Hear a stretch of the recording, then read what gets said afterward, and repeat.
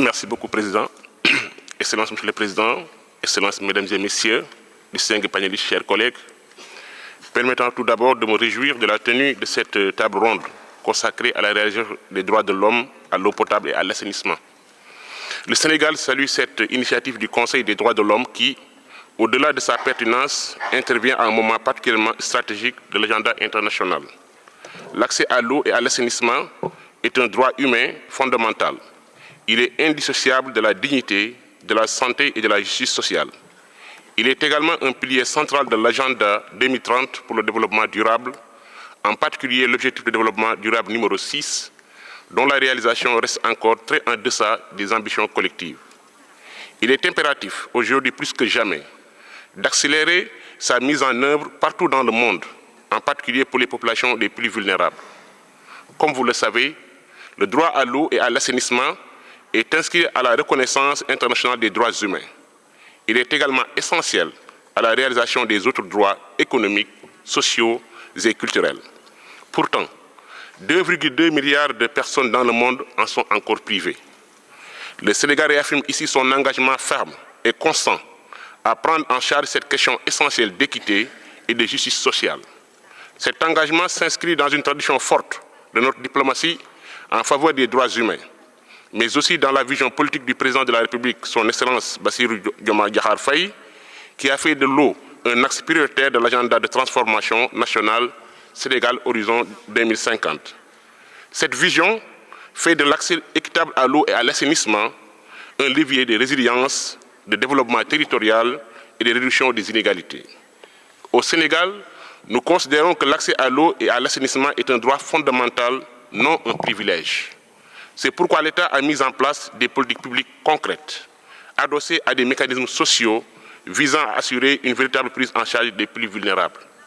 Ainsi, en milieu urbain, le Sénégal applique depuis plusieurs années une tranche sociale dans la tarification de l'eau, permettant aux ménages à faible revenu de bénéficier d'un tarif préférentiel pour les premiers mètres cubes d'eau consommée.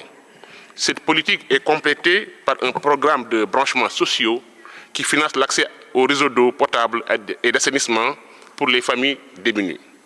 À ce jour, plus d'1 million de ménages ont pu bénéficier de ces mesures qui traduisent notre engagement pour l'équité dans l'accès aux services essentiels. En milieu rural, le Sénégal a engagé une réforme ambitieuse du service public de l'eau potable, visant à professionnaliser la gestion, renforcer la redevabilité et garantir la pérennité du service avec à la clé un ménage, un robinet.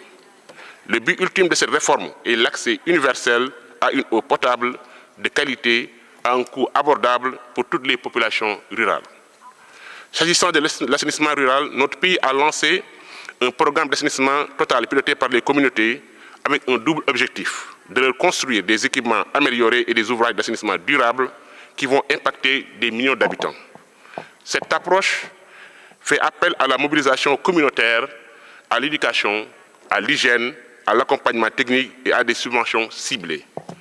Excellences, Mesdames et Messieurs, c'est aussi dans cette dynamique que le Sénégal, en tant que co-organisateur avec les Émirats arabes unis de la conférence des Nations unies sur l'eau de 2026, accorde une priorité particulière à l'intégration des droits humains à l'eau et à l'assainissement dans tous les segments du processus préparatoire. Cette conférence représentera un tournant dans notre ambition commune de placer l'eau au cœur des politiques publiques et des partenariats multilatéraux.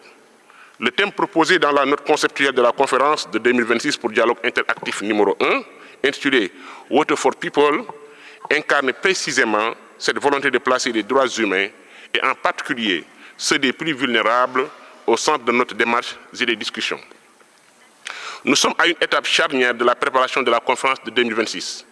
Le 9 juillet prochain, une réunion formelle convoquée par le président de l'Assemblée générale des Nations unies à New York sera l'occasion de stabiliser les thèmes des 6 dialogues interactifs. Nous appelons à ce titre les États et les acteurs non étatiques à soutenir ce processus pour adopter des thématiques ambitieuses, inclusives et résolument ancrées dans les attentes des peuples. Ce panel d'aujourd'hui, en offrant un espace de dialogue sur les bonnes pratiques, les défis persistants et les pistes d'intégration des droits humains dans la conférence de 2026, est une contribution précieuse. Il éclaire notre chemin collectif vers une conférence d'action, de transformation et d'impact. Le Sénégal réaffirme sa disponibilité à écouter toutes les parties prenantes dans un esprit de co-construction et d'inclusion. Cet engagement se poursuivra notamment à travers la réunion préparatoire de haut niveau prévue en janvier 2026 à Dakar, dont la date précise sera prochainement communiquée. Excellents chers collègues, l'eau est un droit, l'eau est la vie, l'eau est un pont entre les peuples. Il ne peut pas être un facteur d'exclusion, elle doit être un facteur d'inclusion et de justice. Ensemble, faisons de la conférence de 2026 un moment historique pour que chaque être humain, où qu'il soit, puisse vivre dignement, en paix et en harmonie avec son environnement.